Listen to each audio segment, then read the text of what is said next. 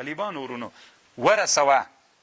هغه چې ما تا ته نازل کړی دی فإن لم تفعل که دې دا کار ونه که فما بلغت. اوس طالبانو نبي علیه السلام یوه ډله علما وي هغه شی چې مصلحت پکې دا ده چې ټولنې ته باید ونه رسول سي ځکه ټولنې عقلونه یې نسي تحمل کولی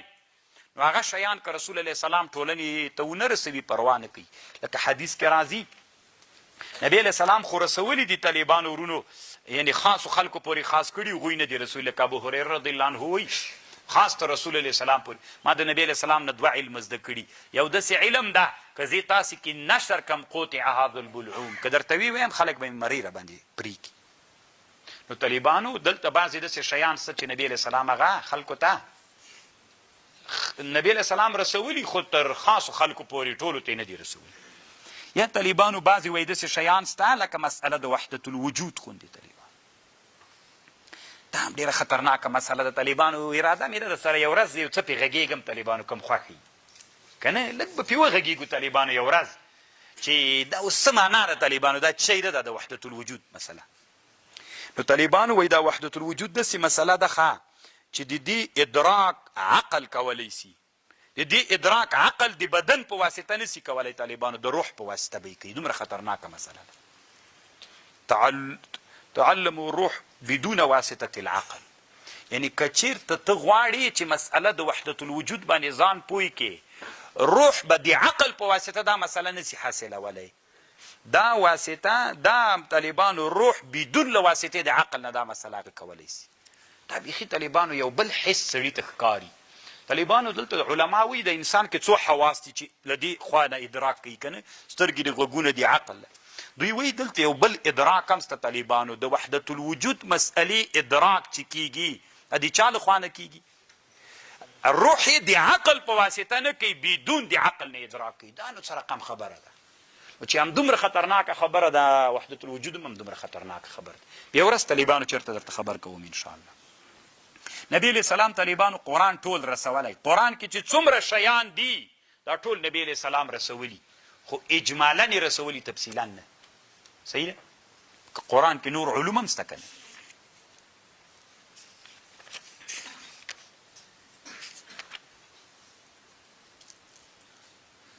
او بیا طالبانو دلته یوه بله ښه خبره هم کړې ده چې دلته یو علم د شریعت ته طالبانو یو حقیقت ته یو شریعت ته د عبدالوهاب شعراني نه نقل کړی چې حقیقت له شریعت نه ګوره مغایر نه ده چې د تصوف علما وي موږ بېل علم ده بېل نه ده طالبانو حقیقت دواړه څوک ده دا شریعت ته طالبانو. مجدد الپسانی رحمه الله طالبانو مکتوبات کې یو خپل مرید ته هغه ورلېږلی ده مکتوب. دا ډېر ویښ پیر د طالبانو داسې پیران په دنیا کې ولی موږ به په تندیو مچو کړي ول طالبان. مجدد الپسانی یو مرید ته ورلېږلي دا مرید طالبانو داسې دا بدعتیت پې غالب سوی ده چې بدعتیت پې غالب سوی ده مکتوب ورلېږلی غوښتنه یې تېر کړې چې راسه یې ورې خو دا راسه یې صراحت نه دي ورته ویلي عنوان د مکتوب یې داسې د طالبانو وایي قرب جسدي کې تاثیر ډیر کول کیږي په نسبت سره په قرب روحاني کې. څوک طالبانو له چا سره روحن نږدې وي څوک له چا سره جسدن نږدې وي دا جسدن نږدېوالي کې طالبانو دا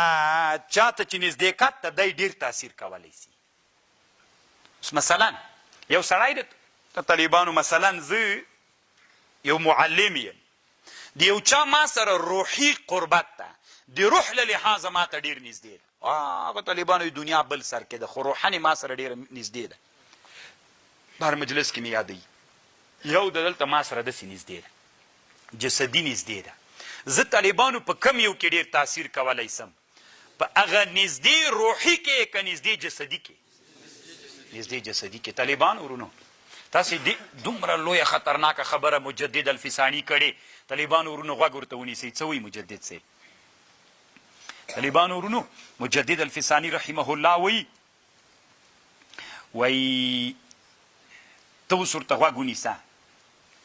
وایي سقرني طالبانو دې ته مخضرم وایي. مخضرم هغه چاته وایي چې د رسول الله زمانه کې ایمان راوړی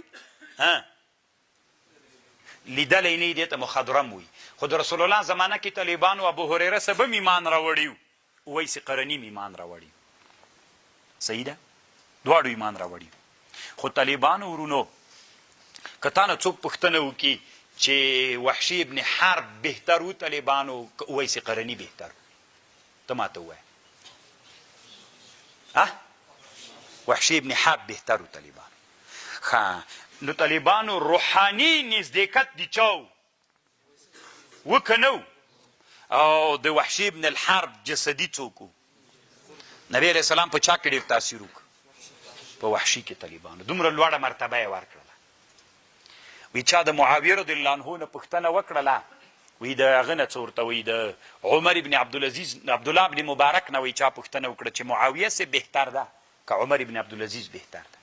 وی ده ورته ویلي چې کم جهاد معاویه صاحب کړی د رسول الله سره چې کم جهاد کړی د